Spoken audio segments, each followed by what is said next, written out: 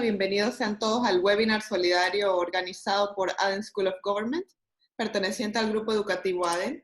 Esta tarde le damos la bienvenida al doctor Lucas Puceto, quien expondrá el tema Coronavirus y la nueva economía mundial. El profesor Lucas Puceto es director académico del Instituto de Investigación y Educación Económica IMAE. Tiene máster en Economía y Empresa de la Universidad de Pompeu Fabra en España, máster en Economía de la Universidad de los Andes, Colombia, licenciado en Administración de Empresas de la U de La Salle de Colombia.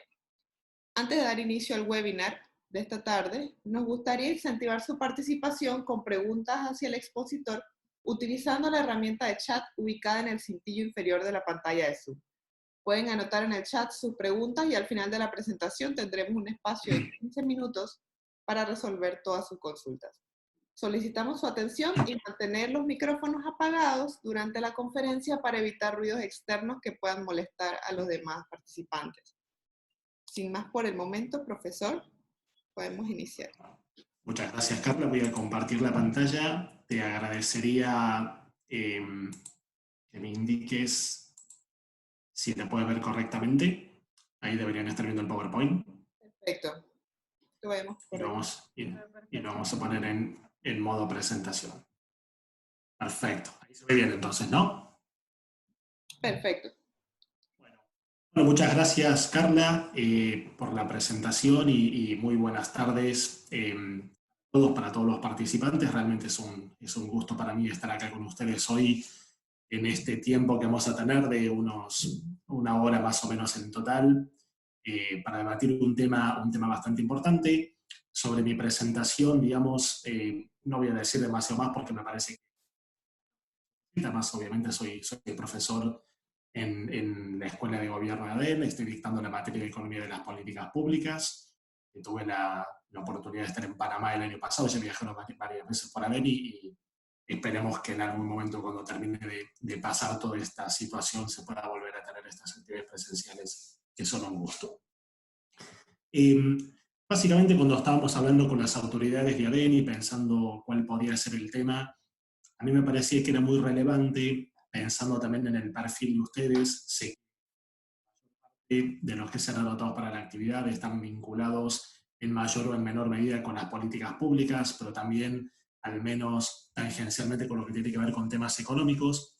Me parecía importante reflexionar hoy, y digo reflexionar porque la idea es que vayamos construyendo conocimiento entre todos, acerca de qué puede llegar a pasar, digamos, con la economía mundial a partir de esta situación que estamos experimentando de la pandemia del coronavirus o del COVID-19, pero tratando de tener un análisis un poco más amplio y más profundo y yendo más allá de lo obvio, digamos. No basta con decir de que esto va a generar una crisis económica, de que esto va a generar una recesión. Estas son cuestiones que en mayor o en menor medida todos las sabemos y todos las manejamos. Entonces, un poco mi idea es profundizar en esto, ver qué hay detrás y sobre todo dejarles como 3 o 4 conceptos fundamentales que, es mi expectativa al menos, les sean útiles a ustedes de cara al ejercicio de sus profesiones. Lo primero es que, claro, cuando uno mira qué se está diciendo en los medios sobre este tema, y acá ustedes pueden ver, por ejemplo, las últimas 8 tapas de The Economist, que es probablemente la revista de economía más prestigiosa a nivel mundial, todo suena muy apocalíptico, digamos. Yo soy un asiduo lector de la revista y realmente me cuesta encontrar algún periodo de los años anteriores, ni siquiera con la última gran crisis en el 2008-2009, en la cual encontráramos datos de esta magnitud. Entonces, vamos a ver si realmente las cosas son tan graves como parecen, qué tan graves son, digamos, y qué se puede seguir a partir de esto. Una filmina simplemente con algún dato adicional, digamos, para las personas que luego tengan algún interés, alguna pregunta concreta. En la parte inferior está mi dirección de correo electrónico. Como bien decía Carla, yo dirijo un instituto en Buenos Aires, soy profesor de ADEN, y bueno, mi formación académica está básicamente focalizada en economía. Ahí tienen mi dirección de correo electrónico y tienen también mi Twitter para el que esté interesado en seguir un poco mis actividades. Yo tengo para hoy pensados, y si estoy mirando así solamente para ir viendo la hora y controlando el tiempo, tengo pensados 4 temas para que hablemos. Primero lo planteo como una forma de pregunta y es ¿cómo estaba la economía mundial antes del COVID-19? Porque en mi opinión, esto que estamos teniendo actualmente, esta pandemia, no es algo más, no es que veníamos de una situación económica mundial en la cual el mundo crecía, la globalización se expandía y de golpe aparece esto, sino que en realidad esto, desde mi punto de vista, es una sucesión más de un conjunto de eslabones encadenados, donde obviamente, cuando digo uno más, no es que esto tenga la misma magnitud de los eventos que veníamos viendo, sino que a mí me gustaría partir del hecho de que la economía mundial ya venía bastante golpeada. Entonces, no es lo mismo que aparezca un acontecimiento de estos, lo que se denomina un cisne negro, en un contexto en el cual todo venía bien, a que esto ocurra en un contexto en el cual ya había cuestiones que no venían del todo bien. La segunda pregunta es, quizás la que más tenemos en mente, y es, ¿cuánto puede caer la economía? Yo voy a focalizar en mi análisis en la economía mundial y básicamente también en la economía de América Latina y el Caribe. De acuerdo que es un poco lo que nos interesa a nosotros. Entonces, ¿qué tan profunda puede ser la caída de la actividad económica y el deterioro de algunos otros indicadores? Y también, ¿qué tan rápida puede ser la recuperación? Porque esto eventualmente en algún momento va a terminar y cuando esto termine, si va todo bien en términos sanitarios, deberemos preguntarnos qué tan rápida va a ser la reactivación económica. Luego voy a focalizar en nuestra región. Y así como en la primera pregunta analizábamos cómo estaba la economía mundial antes de la pandemia, en la tercera parte de la charla vamos a preguntarnos cómo estaba América Latina y el Caribe, que es un tema que a nosotros también nos parece muy interesante para ver cuáles son las vulnerabilidades que tiene la región, considerada como un todo al margen de los datos específicos por países. Y la cuarta pregunta, ¿va a cambiar todo, como se dice? Porque hay algunos analistas que dicen que efectivamente la economía mundial va a ser muy distinta de como la conocíamos, etcétera, o no va a cambiar nada. Bueno, en realidad acá esta cuarta pregunta está íntimamente relacionada con la primera.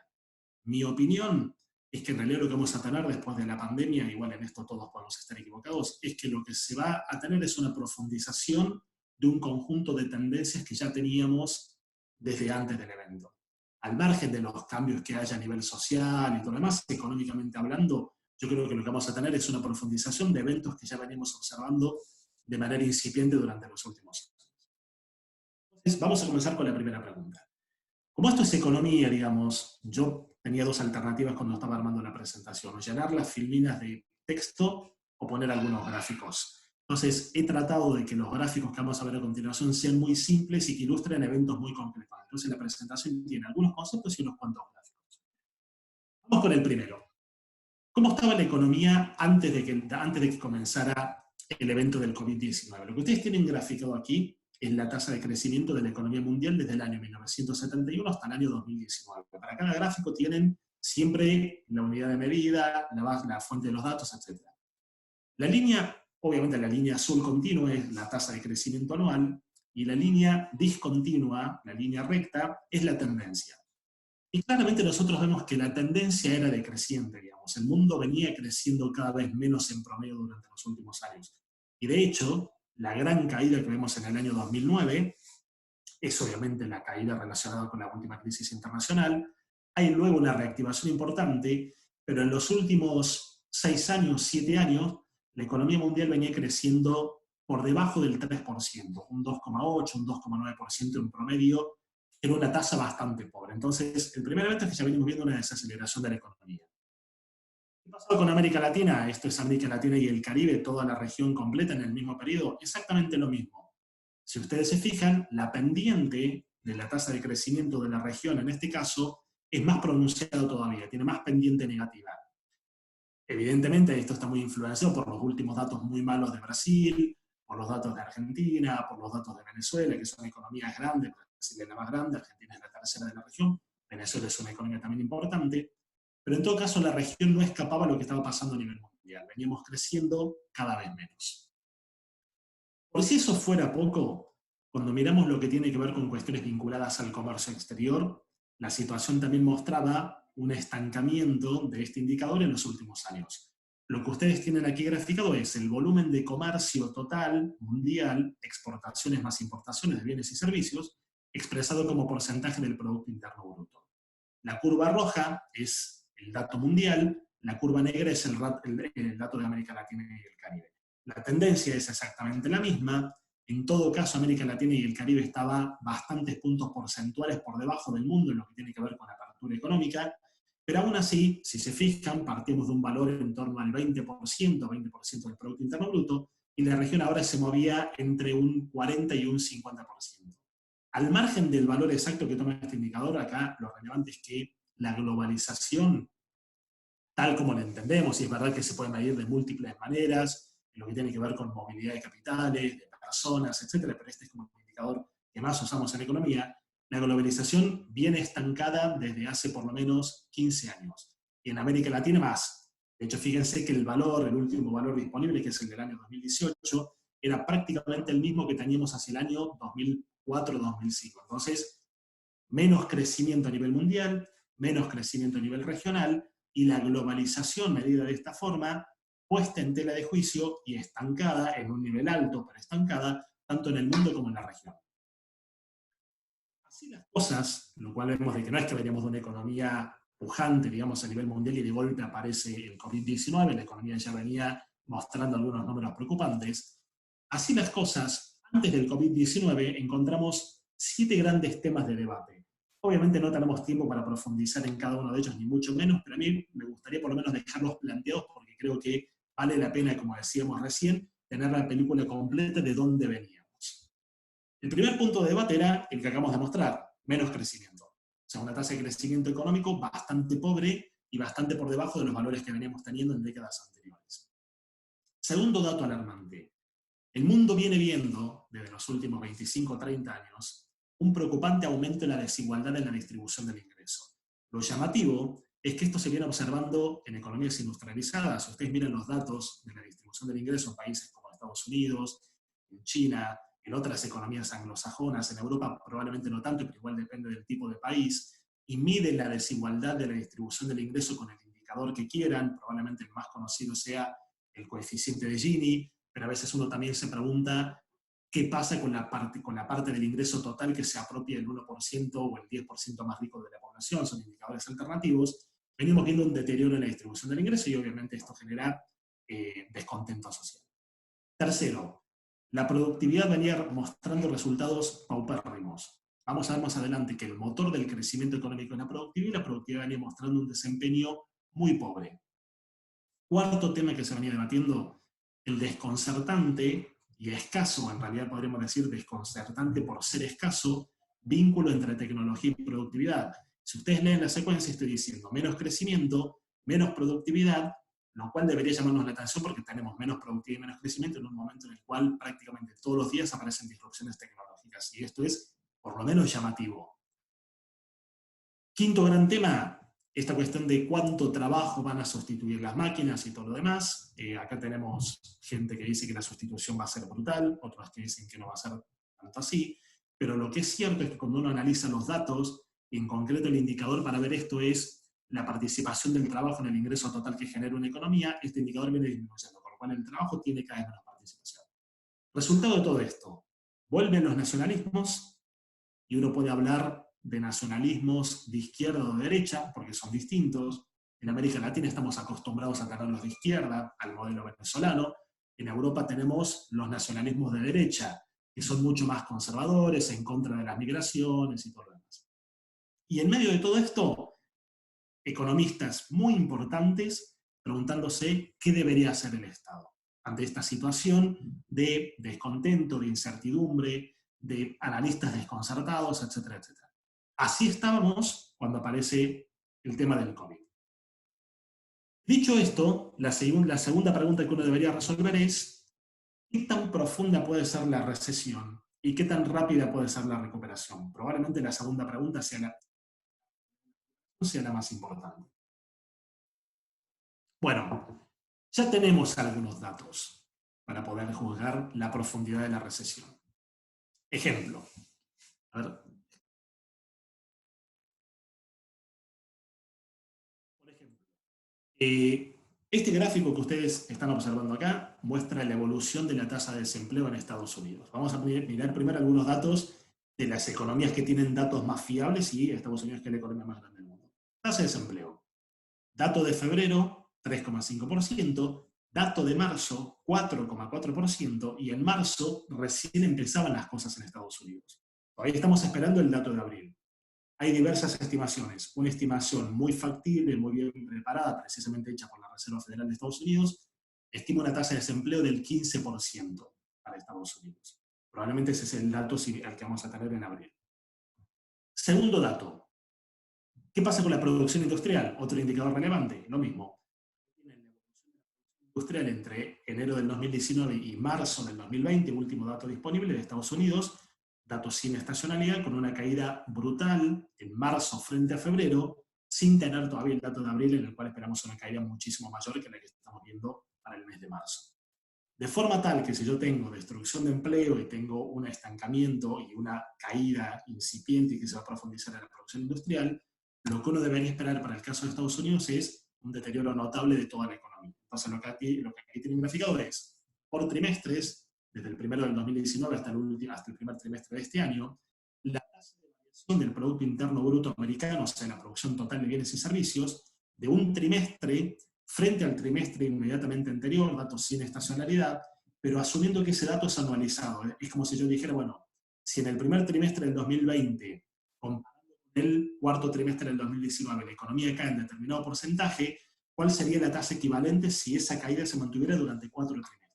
Y el número es importante, porque aún en un trimestre en el cual estamos hablando de enero a marzo, donde en enero y febrero no había pasado prácticamente nada y en marzo recién comenzaban las cosas, la caída anualizada de la economía de Estados Unidos fue del 5%, podemos esperar que la caída anualizada va a estar fácilmente por debajo del 10% durante el segundo trimestre, pero para esto habrá que esperar.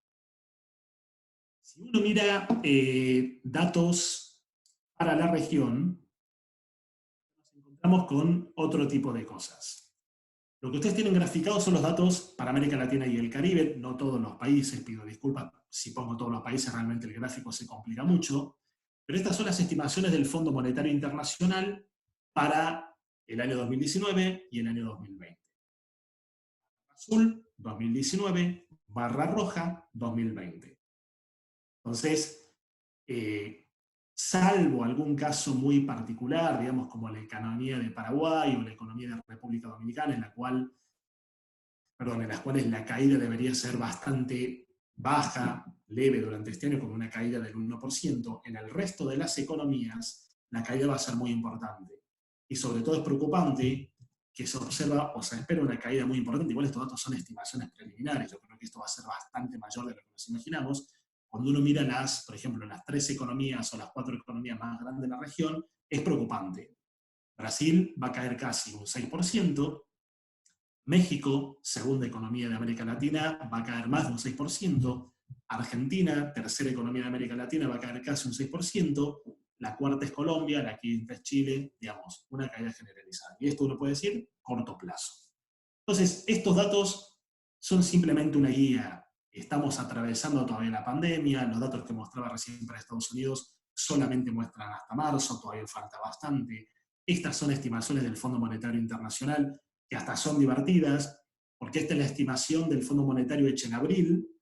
Cuando uno compara estos números rojos con la estimación que había hecho el Fondo Monetario Internacional en enero, los de enero, los números proyectados en enero para el 2020, eran relativamente similares a los que tenemos para las curvas azules. Esto quiere decir que estamos evidentemente en presencia de un cisne negro, que si bien puede haber habido algunos sanitaristas que lo advertían, la verdad que pocos lo vieron venir. Entonces, esto da una idea de que vamos a tener una caída profunda. La pregunta siguiente y muy relevante es, ¿qué tan rápida debería ser la recuperación? Bueno, en realidad acá la recuperación depende de un factor crucial y es del éxito con el cual los países salgan de sus cuarentenas. Este es el punto.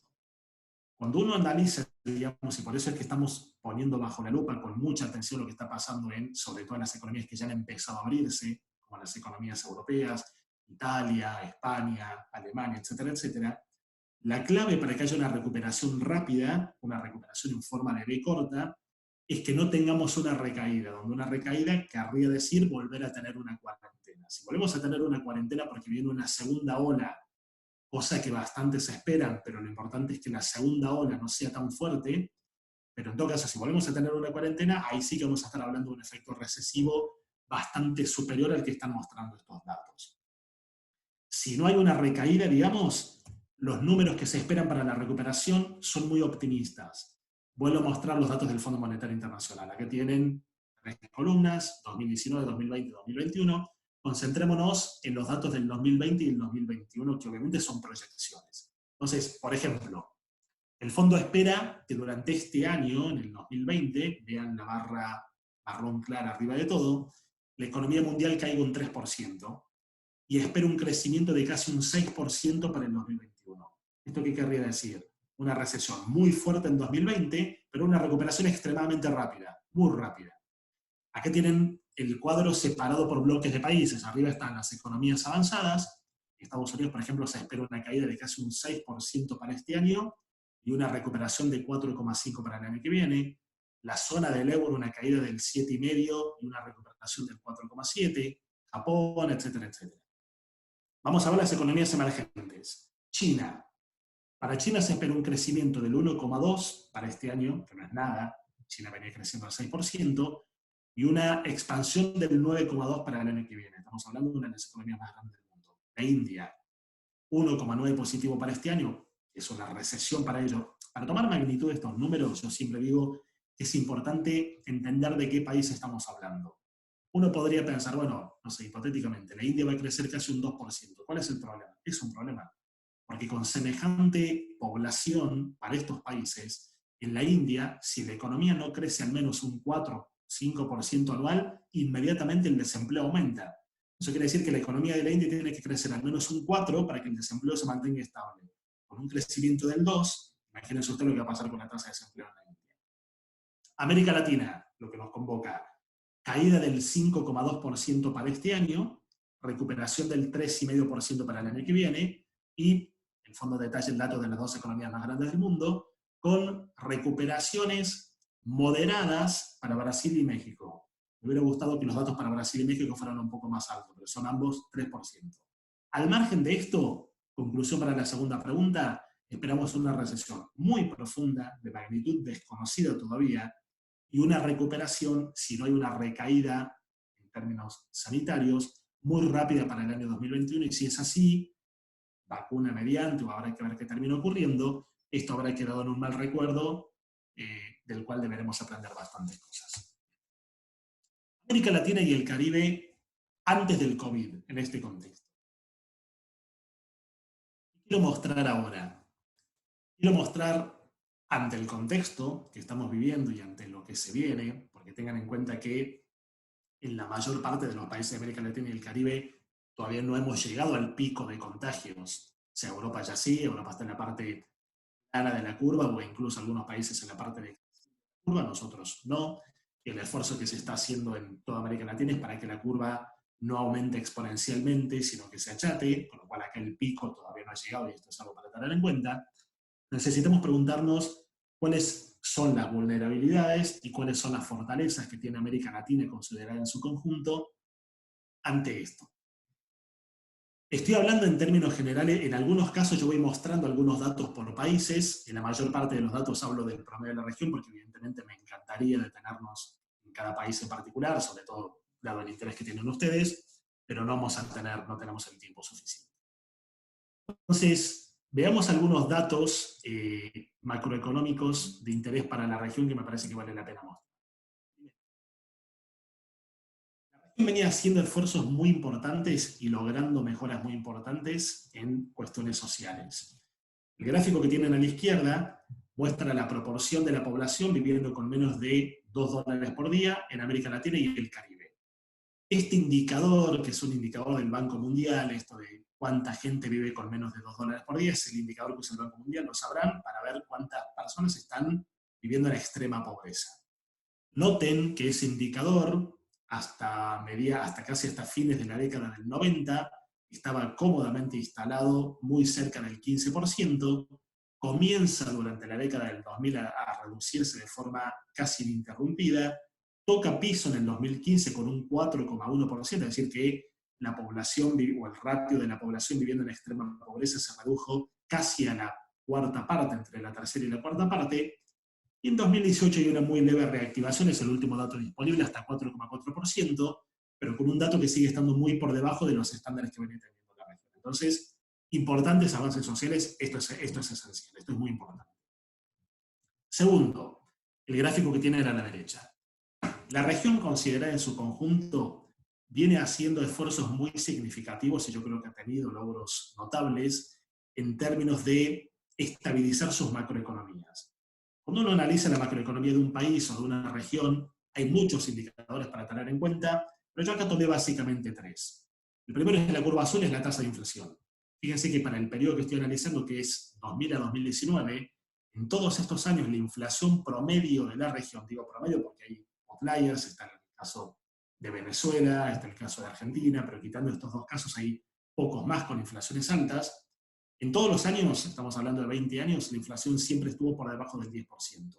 Para una región históricamente acostumbrada a tener inflaciones muy altas, hiperinflaciones y todo lo demás, este es un avance no menor. Alguien podrá decir, está bien, la inflación viene aumentando prácticamente desde el 2012 hasta el 2019, pero aún en el 2019 la inflación promedio de la región estaba en torno al 7%, que es un número perfectamente manejable. Después tienen dos columnas, o dos tipos de columnas. La columna roja, las columnas rojas están viendo el resultado fiscal del gobierno central de estos países. En ambos casos esto está medido como porcentaje del Producto Interno Bruto. Este es el exceso del gasto sobre la recaudación. Y la barra negra muestra el saldo de cuenta corriente. Esto es la diferencia entre exportaciones e importaciones de bienes y servicios, el comercio total. Entonces, si bien es verdad que salvo la década del 2000, desde el 2008 en adelante, todos estos datos son negativos y que empeoraron hasta el 2015, no deja de ser alentador que los datos para los últimos 4 años han mejorado, se han acercado a cero, y los datos del 2019 suenan como algo bastante manejable. Siempre hay cuestiones para mejorar, probablemente el resultado fiscal debería ser un poco mejor, pero yo veo estos números macro y para uno que ha estudiado la historia económica de América Latina y conoce otros antecedentes, estos números son buenos. ¿Qué quiere decir esto resumidamente? Que hoy la región, salvo casos particulares, está en mejores condiciones macroeconómicas para enfrentar una crisis de estas características. Entonces, acá estamos hablando de fortalezas. ¿Dónde están las debilidades? Primero, a mí me quedan algunas dudas, acerca de qué está pasando, por ejemplo, con la estructura productiva de la región. Si uno toma el valor agregado total generado por América Latina y el Caribe y lo distribuye entre los tres sectores principales, que son el agro, curva azul, la producción de manufacturas, la curva marrón clara y la producción de servicios, la curva gris. Si suman estos tres valores, esto no les va a dar el 100% porque estoy dejando algún sector por fuera, por acá tenemos los tres principales. Me queda alguna duda porque, por ejemplo, yo noto que América Latina, en términos de industrialización, todavía no ha logrado lo que tenía que lograr y es poco probable que lo logre. Se está hablando mucho, digamos, a nivel mundial, de un fenómeno muy interesante, y es que, si bien es verdad que la mayor parte de las economías del mundo están avanzando hacia una economía más fundamentada en los servicios que las manufacturas, también es cierto que las economías que uno denomina avanzadas o industrializadas en general han llegado a ser economías industrializadas en algún momento. Por una economía industrializada, quiero decir una economía en la cual la producción de manufacturas ha tenido una importancia notable. Si yo miro estos datos, me da la sensación de que América Latina se está convirtiendo en una región donde los servicios tienen cada vez más importancia, y eso está bien, pero sin haber sido economías industrializadas. Y esto es un problema, lo vamos a ver después, porque la mayor parte del crecimiento de la productividad económica, de la productividad de una economía considerada en su conjunto, que es realmente el motor del crecimiento, está asociada a la producción de manufacturas. Entonces, me da la impresión de que nos estamos salteando etapas importantes en materia de desarrollo. Ahora, hablando de vulnerabilidades propiamente, veamos algunas cuestiones vinculadas al comercio. Lo que tienen graficado acá es la estructura o la composición de las exportaciones de mercancías, de bienes de la región entre el año 62 y el año 2018 en 5 componentes. Vamos de abajo para arriba. La parte azul de abajo es la exportación de manufacturas. La parte marrón clara o marroncita es la exportación de energía y combustibles, acá entre el petróleo, por ejemplo. La parte gris es la exportación de alimentos. La parte amarilla, la exportación de materias primas agrícolas. Y la parte celeste, la de arriba de todos, la exportación de metales. Obviamente esto da 100%. ¿Dónde está la parte de valor agregado? Básicamente en la primera, digamos, en lo que tiene que ver con la exportación de manufacturas. Entonces, para la región, casi el 60% de las exportaciones son exportaciones de bienes que no tienen valor agregado. Porque si yo hablo de energía y combustibles, de alimentos, de materias primas agrícolas y de metales, básicamente estoy hablando de commodities. ¿Y cuál es el problema que tiene, digamos, esto de los commodities? Es muy simple. En lo que estamos viendo que está pasando con el COVID-19, lo que se va a seguir de estos números que se esperan de contracción de la economía para este año es una brutal caída en la demanda.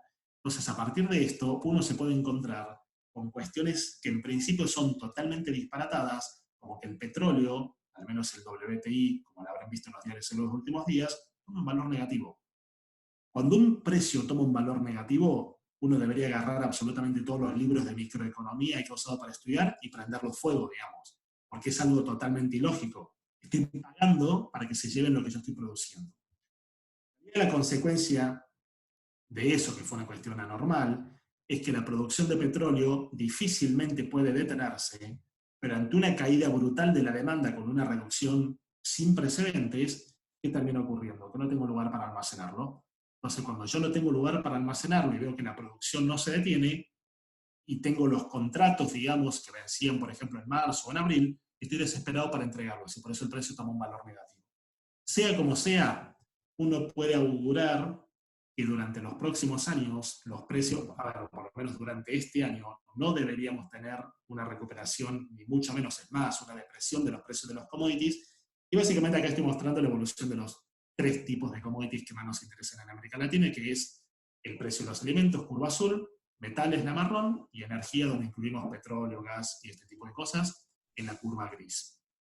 Noten, acá quise mostrar una serie relativamente larga, voy desde el año 2000 hasta los últimos datos disponibles, que son los de marzo de 2020, para el Fondo Monetario Internacional. Noten la volatilidad de los precios. Ese es el problema cuando tenemos economías que son extremadamente dependientes de los precios de los commodities, y tampoco resulta llamativo que las grandes mejoras sociales que tuvieron lugar en América Latina hayan coincidido con épocas en las cuales estos precios estuvieron muy altos para sus promedios históricos. Por el lado de los servicios o por el lado de las exportaciones de servicios también tenemos algunas cuestiones importantes. Vuelvo a mostrar los números para la región, vamos desde el año 79 hasta el año 2018, y así como tenemos la composición de mercancías en alimentos, manufacturas, etc., cuando estamos hablando de los servicios, normalmente la división incluye 4 rubros. Primero es lo que gastan los viajeros que entran al país. Esto es turismo, básicamente. Servicios para viajeros en la parte azul, la parte de abajo.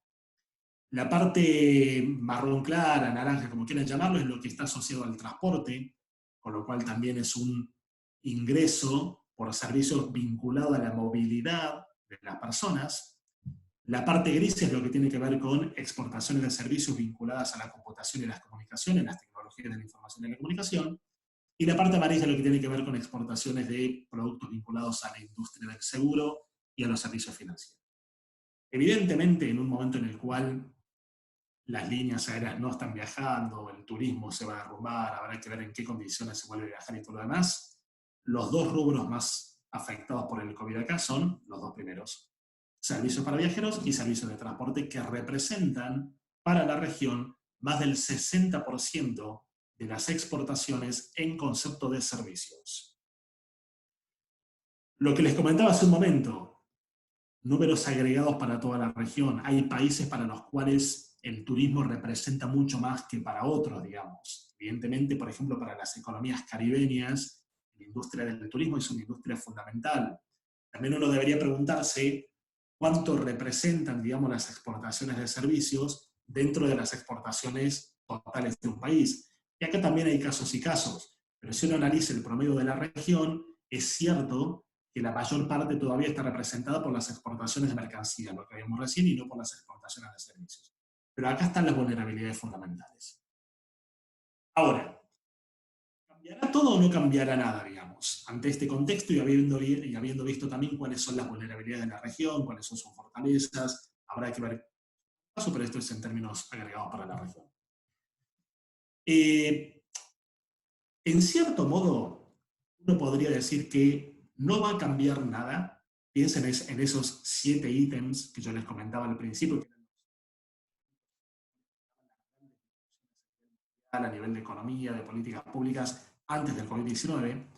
En cierto sentido, todo eso se va a profundizar. ¿Qué veníamos viendo? Repasemos. Veníamos viendo que la economía estaba creciendo cada vez menos. Bueno, es probable que esto crezca menos todavía.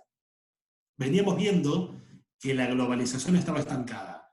Es probable que esto profundice el estancamiento de la globalización o incluso que genere una reacción inversa, que empiece a disminuir la globalización. Veníamos viendo que había una discusión muy potente y muy fuerte y con mucho fundamento en torno al aumento de la desigualdad en la distribución del ingreso. Eventos como este no deberían hacer sino empeorar la distribución del ingreso que tenemos. Veníamos viendo también que venían surgiendo los nacionalismos, donde podíamos incluir, yo no lo mencioné, pero también estaba el tema de la guerra comercial entre Estados Unidos y China. Bueno, lo que están haciendo las economías es precisamente cerrarse más todavía. Primero por una cuestión de sanidad, están cerrando fronteras o han cerrado fronteras, con lo cual yo no veo una tendencia que vaya a revertirse en cuanto a abrir más las economías. ¿Esto es bueno o es malo? Y suena como que tiene bastantes elementos negativos, pero también suena como que el mundo venía arrastrando un conjunto de conflictos y de problemas económicos, de datos, etcétera, que nunca habíamos sido capaces de resolver en los años de bonanza. Y ahora que estamos en un momento complicado, digamos, todos esos temas de discusión toman otra magnitud. Para el caso concreto de América Latina, a mí me preocupa, es verdad, estas tendencias y todo lo demás, pero me preocupa un dato fundamental, y ahora me van a permitir que muestre algunos números, lo vamos a pasar rápido, igual después ustedes pueden tener la presentación para profundizar por país.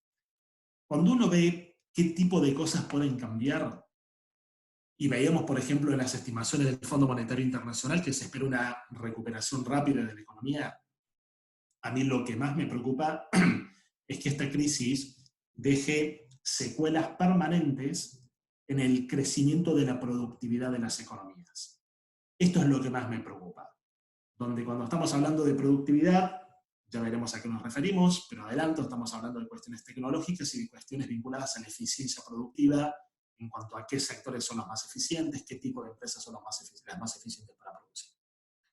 Entonces, no son pocos los analistas y los estudios que anticipan que la productividad va a crecer menos de lo que venía creciendo. Entonces, permítanme mostrarles algunos datos. No nos vamos a marear ni mucho menos, pero déjenme mostrar algunas cuestiones que me parece que son interesantes. Primero, ¿qué determina el crecimiento económico de un país en el largo plazo? Básicamente, tres cuestiones. Lo primero es el empleo, o sea, la acumulación de empleo. Lo segundo es la acumulación de capital físico, infraestructura para producir, bienes de capital, donde el stock de capital físico es básicamente lo que aumenta cuando en una economía hay más inversión. La inversión es lo que hace aumentar el stock de capital. Y tercero, entonces decimos, trabajo, empleo, capital físico, y tercero, productividad. Estos tres son los grandes determinantes del crecimiento económico en el largo plazo para un país. Ahora vamos a ver a dónde apunto. Después pueden ver estos datos con toda la tranquilidad del mundo, pero acá yo tomé las 10 economías más grandes de la región, donde el parámetro para definirlas es el tamaño de su Producto Interno Bruto. Brasil, de izquierda a derecha, Brasil, México, Argentina, Colombia, Chile, Perú, Ecuador, República Dominicana, acá solamente no lo están viendo porque está tapado, pero la novena es Guatemala y la décima es Panamá. Si pongo esto acá, ahí lo van a ver completo. ¿Qué tienen acá? Acá tienen por décadas, 51-60, 61-70, hasta la última, 2011-2017, la tasa de crecimiento promedio del empleo. Fíjense, los datos de Panamá no aparecen porque no estaban disponibles en ese momento. Fíjense que estos datos son muy buenos. En las 10 economías más grandes de América Latina, en todas las décadas venimos teniendo un crecimiento del empleo notable. Más gente trabajando, más gente incorporándose a los procesos productivos. El cuadro de abajo se pregunta qué estaba pasando con lo que técnicamente denominamos en economía el stock de capital humano. Porque claro, una cosa es sumar gente a la fuerza laboral de un país, incrementar la cantidad del empleo, y otra cosa es qué tan buena es o qué tan bueno es el nivel de formación que tiene esa gente. Cuántos años de educación, cuánto se ha capacitado, etcétera, etcétera. Eso es lo que denominamos capital humano. Otra vez, acá lo que tenemos son las tasas de crecimiento promedio por periodo para las 10 economías más grandes de la región. Y en todos los casos estamos hablando de datos positivos en general, salvo algún dato para Brasil, pero son todos datos positivos, con valores menores a los que teníamos recién. Es decir, ha crecido el empleo y el capital humano ha crecido un poco menos. Entonces no parece que la región hubiera estado teniendo problemas muy serios en cuanto al crecimiento del empleo. Capital físico. Acá también tenemos datos muy positivos, muy positivos. Miren, por ejemplo, los datos de décadas, el stock de capital físico creciendo a un ritmo por encima del 10%. ¿Eso qué quiere decir? Eso es inversión. República Dominicana, Guatemala, Ecuador, Brasil, México, prácticamente todas las economías creciendo. Y abajo, en el cuadrito que tienen abajo, tienen la síntesis para cada país para todo el periodo de tiempo. Permítanme interpretar este dato porque es crucial y es muy fácil de entender. Tomen, por ejemplo, el caso de Panamá, que es el último. Entre el año 71 y el año 2017, el stock de capital físico, de capital productivo, no es capital financiero, es capital físico, creció a una tasa del 8,2% anual promedio. Es una muy buena tasa, una tasa altísima. Eso habla de un proceso de inversión muy fuerte detrás de la economía. El empleo en Panamá, en igual periodo, creció una tasa promedio anual del 3,2%. Redondeemos números. Hablemos de un 8% para el capital y de un 3% para el empleo. Si el capital crece más rápido que el empleo, quiere decir que cada persona tiene más capital para producir. Y de hecho, si uno calcula la diferencia entre el 8,2 y el 3,2, me da 5%. ¿Qué quiere decir ese 5% que es el número central? Que en promedio, para cada uno de los años comprendidos en este periodo 71-2017, la cantidad de capital físico de la cual dispone cada trabajador promedio en Panamá ha crecido a un ritmo del 5% anual. Es un dato altísimo. Es un dato muy alto y es un dato muy bueno. Pero además, salvo probablemente el caso colombiano, en el cual el capital creció 4,5, pero el empleo creció 2,8, de forma tal que la diferencia era solamente 1,7, o quizás el caso de Ecuador un poco más bajo, en todos los países el capital por trabajador venía creciendo por encima del 3%. ¿Qué me quiere decir esto a mí? Y pensando en lo que se puede venir. Que las economías de América Latina han venido mostrando muy buenos resultados en cuanto a sus políticas de acumulación de empleo y en cuanto a sus políticas de inversión. Si esto es así, ¿dónde está el problema? El problema está en que la mayor parte de los análisis y de los analistas pronostican que la productividad se va a estancar, cuando en realidad estos eran los datos para la productividad en la región. Y acá los datos son totalmente distintos. Veíamos un crecimiento razonable del empleo, un muy importante crecimiento del capital, pero veo que la productividad se ha mantenido prácticamente estancada. Miren el caso de Argentina, menos 0,7, 0,4, menos 0,2, menos 0,5. Miren el caso de Brasil, incluso durante las últimas 2 décadas, menos 0,5, menos 0,1. El caso de Colombia, el caso de Chile, el caso de Perú. Resulta difícil, miren el caso de Guatemala, resulta muy difícil encontrar economías en América Latina donde hayamos tenido un buen desempeño de la productividad. Mi conclusión para esta parte, este es el punto principal y este es el mayor riesgo. Porque si de cara al futuro vamos a ver un estancamiento de la productividad, América Latina tiene todo el trabajo pendiente. Acá no hicimos las tareas, como se dice normalmente. Generamos empleo, generamos inversión, acumulamos capital, pero son economías, dicho de otro modo, que siguen teniendo prácticamente el mismo nivel de productividad que tenían hace 40 o 50 años. ¿Dónde está la paradoja acá? La paradoja es muy clara. Alguien podría preguntar, y es un poco lo que comentamos al principio de la presentación, ¿cómo es posible que estemos hablando de que no ha aumentado la productividad cuando, por ejemplo, hoy todo el mundo tiene un teléfono celular o un teléfono móvil? Donde prácticamente todo el mundo tiene un ordenador o una computadora, un computador, como lo llamemos. Muy modernos, con mucha potencia, muy rápidos y todo lo demás. Bueno, es que resulta que la productividad es verdad que depende en parte de las innovaciones tecnológicas, pero podría ser, y aquí hay estudios que ya empiezan a mostrar esto con mucha fuerza, que la productividad depende más de la eficiencia de los procesos productivos de las economías y de la acumulación de tecnología. Porque a fin de cuentas, si yo comparo la incorporación de tecnología que tenemos en nuestros países con los dispositivos móviles o las computadoras o las notebooks que tienen en economías desarrolladas, es probable que estos bienes a ser un poco más caros, es probable que estos bienes no estén llegando a los procesos productivos como deberían, pero no tenemos un atraso tecnológico muy notable. Entonces a mí me da la impresión que la gran tarea acá es la cuestión de la eficiencia. Resumiendo, nos habíamos planteado 4 grandes temas. Veamos un poco las respuestas a las cuales hemos llegado. ¿Cómo estaba la economía mundial antes de esto? Mal. Menos crecimiento, estancamiento de la globalización, aumento de la distribución de ingresos. O sea, yo este punto lo quiero enfatizar. No veníamos de una forma espectacular y apareció la pandemia. No, veníamos muy mal y esto es un eslabón más, muy potente, pero un eslabón más en una sucesión de acontecimientos que hacían que la economía mundial ya estuviera atravesando por 10 o 12 años muy complejos.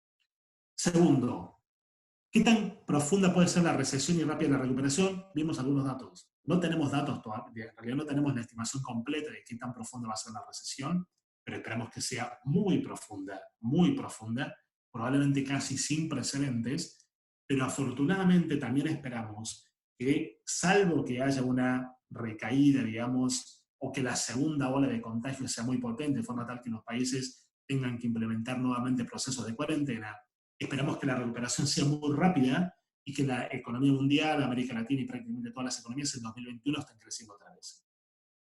Tercero, ante esto, ¿cómo está América Latina y el Caribe? Habíamos hecho un muy buen trabajo en mejorar indicadores sociales, hicimos un muy buen trabajo en estabilizar nuestras macroeconomías en promedio con menor inflación y con números fiscales y comerciales bajo control, pero mostramos vulnerabilidades estructurales, las de siempre. Una estructura productiva en la cual estamos convirtiéndonos en economías de servicios sin haber llegado a ser economías industrializadas, una estructura de exportaciones de manufacturas, perdón, de bienes que depende fundamentalmente de bienes que no tienen valor agregado y que por lo tanto dependen de las fluctuaciones de los precios de los commodities, y lo que anticipamos es que estos precios se van a deprimir más. Una estructura de exportaciones de servicios que tiene un 60% de componentes vinculados al turismo y a la movilidad de personas, por lo cual acá tenemos algunos otros elementos problemáticos, pero sobre todo, dado que yo no espero que cambien demasiado las tendencias que veníamos teniendo antes, sino más bien que se profundicen y que tengamos una ralentización mayor de la productividad, me preocupa este punto, que las economías de América Latina han fundamentado su crecimiento en políticas de empleo, y está bien, en políticas de acumulación de capital y inversión, y está bien, pero hemos hecho muy poco, prácticamente nada, durante los últimos 50 o 60 años para convertirnos en economías con niveles de eficiencia mayores. Acá está el desafío. Yo confío en que vamos a tener una recuperación rápida, pero en términos de trabajo económico y sobre todo en términos del trabajo de políticas públicas para la región, para Panamá, para Centroamérica, Caribe, Sudamérica, los países de los cuales ustedes están conectados, yo creo que hay un trabajo pendiente enorme por incrementar el nivel de nuestras eficiencias, el nivel, a fin de cuentas, el nivel de nuestra productividad. Llevo 45 minutos justos. Si les parece, Carla, podemos pasar a responder un poco algunas preguntas, algunas dudas que... Claro que sí. Gracias, profesor. Tenemos una pregunta de Héctor Jabad, quien nos dice, ¿qué crees que va a pasar con el precio del barril de petróleo para lo que queda del año? Héctor nos acompaña desde Neuquén, Argentina. Sus ingresos como provincia están directamente ligados al precio del barril de petróleo y la explotación de Vaca Muerta podría ser importante para ayudar al impulso. Es una pregunta relevante, Héctor, porque además el precio del petróleo no es solamente relevante para una provincia como Neuquén, sino para países enteros, digamos. Pienso en el caso de Colombia, en el caso de Ecuador, que son economías que dependen sustancialmente de esto. Hablar Venezuela. Yo creo que lo que ocurrió con el WTI de tener un precio negativo fue una anormalidad, digamos, entendida por el contexto. Yo me imagino un precio deprimido. Si vos me preguntás un precio a cuánto, digamos, me juego que no creo que nos movamos durante el resto del año en un precio que esté por encima de los $25 por barril. No creo. Igual, a ver, es un precio de un commodity, es complejo pronosticarlo, esto va a depender, lo que decíamos recién, de lo que pase con la reactivación económica, pero tratando de verlo en términos muy estructurales, digamos, no me imagino un precio que esté por encima de esos valores, con lo cual serán tiempos difíciles, porque es altamente probable que por debajo de $25 o de $30 por barril, Vaca Muerta, como comentabas recién, pierda mucha rentabilidad, por no decir todo, y bueno, hoy veía una noticia argentina de que el gobierno volvió a prometer el el barril criollo, digamos, a 40 y pico, lo cual, bueno, por lo menos ayuda, es un precio mínimo, pero yo creo que no va a ser un tema solamente para el petróleo. Me parece que para todos los países de América Latina, en términos de commodities, van a ser años complejos porque dependemos de esto. Pienso, no sé, en el café en Colombia, pienso en metales. Me parece que se vienen años complicados y por eso o meses complicados, y por eso mostrar esto realmente como una vulnerabilidad estructural de la región. Gracias, profesor. Ariel Flores nos hace la consulta. Sobre las dudas de la estructura productiva, se indica que hasta 2015 los niveles iban llegando a 60, muy por encima de sectores como manufactura y agricultura. ¿Cómo entonces se justificará que economías ampliamente dependientes del sector servicio, según el FMI, tengan tan mala estimación de crecimiento para 2020? Porque hay de la demanda. Porque hay de la demanda. A ver, las economías, digamos, pensándolo desde un punto de vista más microeconómico, la ventaja parcial que tienen las economías más dependientes de servicios es que no todos, pero unos cuantos de los servicios se pueden proveer desde lo que denominamos el home office, ¿no? O sea, para ver qué sectores van a resultar más golpeados o qué tipo de empresas van a resultar más golpeadas, acá la pregunta crucial es quiénes pueden trabajar y quiénes no pueden trabajar bajo condiciones de confinamiento. Evidentemente, la producción agrícola no lo puede hacer, evidentemente la producción de manufacturas no lo puede hacer, el candidato firme es la producción de servicios. Tendrá que ver con lo que termina ocurriendo con la demanda, digamos. O sea, las economías productoras de servicios tienen la ventaja de que su oferta probablemente se vea algo menos afectada en este contexto. De todas formas, seguimos teniendo la cuestión de la caída de la demanda, donde la caída de la demanda va a estar asociada a dos cuestiones fundamentales: pérdida de empleo y obviamente pérdida de ingresos, pero fundamentalmente incertidumbre económica. Por más que yo mantenga mi empleo, ante semejante nivel de incertidumbre, mi decisión racional siempre va a ser tratar de minimizar mi consumo para preservar el dinero por lo que puede ocurrir durante los meses siguientes. Entonces, acá la caída de la demanda viene por dos canales. Uno más directo, que es pérdida de empleo y pérdida de ingresos, y uno más indirecto, que tiene que ver con una cuestión de expectativas, de tomar una actitud más precavida y, por más que siga teniendo mi ingreso, destinar una mayor parte al ahorro y una menor parte al consumo. Buena recomendación, profesor. Tenemos de Pedro Bravo, quien nos dice, muchas de nuestras economías tienen un fuerte componente informal. ¿Cómo afectará esta situación a una recuperación de la eficiencia productiva? Es una materia tremenda, pendiente, digamos. Cuando estamos hablando de economías ineficientes y de economías improductivas, tiene que ver con esto. Tengan en cuenta que los números que nosotros estamos mostrando son los que podemos registrar, es decir, solamente los números vinculados a la economía formal. Cuando estamos hablando del crecimiento del Producto Interno Bruto, cuando estamos hablando del crecimiento del empleo, cuando estamos hablando de la acumulación de capital, de la inversión, etcétera, es de lo que podemos medir. Pero es verdad que nuestras economías de América Latina tienen un porcentaje muy alto de lo que llamamos economía informal o economía subterránea, como quieran denominarlo, donde nadie sabe exactamente cuánto es, porque esto en realidad se calcula por inferencias, ejercicios estadísticos, extrapolaciones, pero realmente es muy complejo saberlo con certeza. Aquí tenemos un tema clave.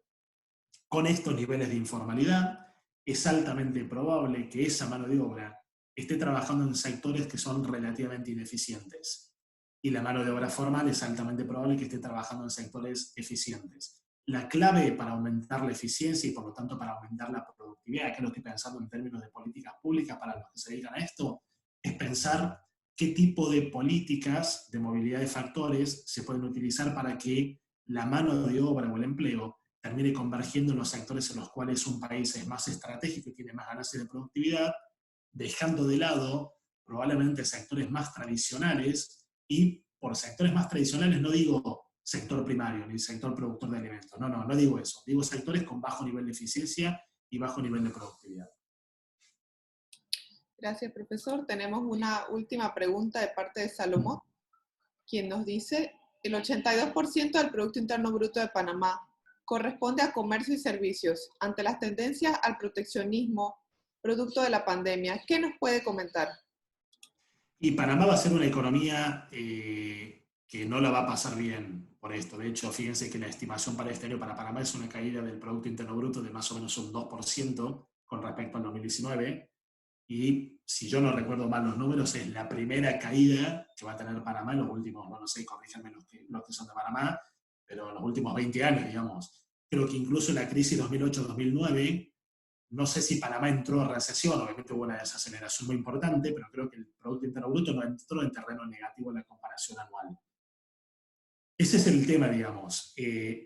Panamá es una economía que venía creciendo muy bien, pero también hay ciertas vulnerabilidades. Ninguna economía es perfecta, pero una economía, acá está, lo dice Salomón, perfecto, no entró en recesión en la crisis de 2008. Es una desaceleración, pero ni siquiera fue una recesión. O sea, estamos hablando de la primera recesión en Panamá en los últimos 20 años o más, probablemente.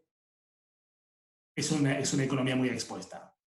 Pero bueno, pero esto pasa con todos. O sea, Panamá no es una economía, digamos, cuyo crecimiento estuviera sustentado en la exportación de commodities. Puede ser que los exporte, pero no es un sector fundamental. Entonces, Panamá no mostraba o no muestra la vulnerabilidad que tienen prácticamente todas las otras economías de América Latina y el Caribe, que son ampliamente exportadoras de commodities. Las vulnerabilidades de Panamá van por otro lado. La tranquilidad que a mí me queda por el lado panameño es que debería ser una caída coyuntural, porque esta caída en el turismo, esta caída en la movilidad, esta caída en el transporte, que son industrias fuertes para Panamá, si lo que decimos hace un momento, salvo que haya una recaída a través de la segunda ola y el nuevo confinamiento, deberíamos tener una reactivación rápida, con lo cual yo me imagino que el año que viene Panamá debería estar creciendo otra vez sin absolutamente ningún tipo de problema, a pesar de estas debilidades estructurales de su economía. Muchísimas gracias, profesor Lucas. Estas han sido todas las preguntas que hemos recibido. Bueno, de más está decirles que en la primera parte de la presentación tienen mi dato de contacto, mi correo, mi Twitter, lo que quieran, digamos, información adicional o a través de Carlos, como quieran manejarlo. Yo con mucho gusto puedo responder las preguntas adicionales que tengan. Y obviamente agradecerles la presencia. Yo sé que es poco tiempo para esto, pero un poco cuando estamos preparándolo con las autoridades de adentro, decimos, bueno, que sea 45 minutos concentrados como para ver qué está pasando. Y de verdad, yo creo que es importante entender lo que está pasando y lo que puede pasar teniendo en cuenta de dónde veníamos. Esto no es un evento que apareció de la nada, esto es un evento que no hace más que confirmar ciertas tendencias que venimos viendo en la economía mundial en los últimos años, que ya mostraban algunas señales alarmantes. Así que el agradecido soy yo y quedo a disposición para lo que necesiten. Gracias, profesor. Gracias a todos Muchas gracias. por su participación. Los videos de los webinars los tenemos colgados en nuestro canal de YouTube para que los puedan volver a revisar. Igual pueden dejar en los comentarios si tienen preguntas al profesor. Muy amablemente se los haremos llegar. Gracias. Muchas gracias. Gracias, Carla. Hasta luego. Hasta luego. Gracias.